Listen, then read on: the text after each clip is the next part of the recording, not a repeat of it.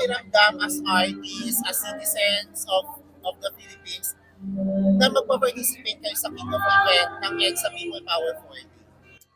I was 1 year old when the People Power happened in 1986. Tapos, now, I'm 40 years old also now. So, parang kaedad ko ang People Power. At, pakiramdam ko, hindi siya dapat feeling.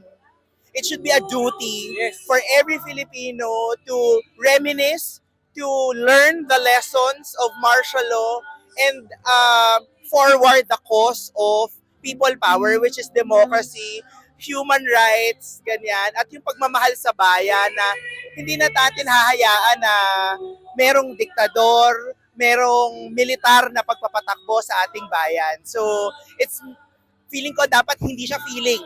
It's a duty. Isa siyang, ano bang duty sa Tagalog? Panunungkulan.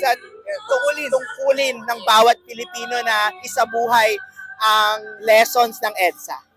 Para sa akin naman po bilang content creator tsaka bilang artist, I think that we owe it to the people that came before us. Nakita naman natin sa AVP kanina, mga magulang natin, hindi natin kailangan mabuhay sa panahon ng EDSA para lang malaman natin gaano ka-importante ito sa kasaysayan natin.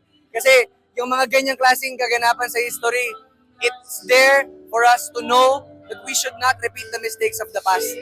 Para sa akin, regardless of the political spectrum that you stand on, meron tayong common denominator, meron tayong common ground.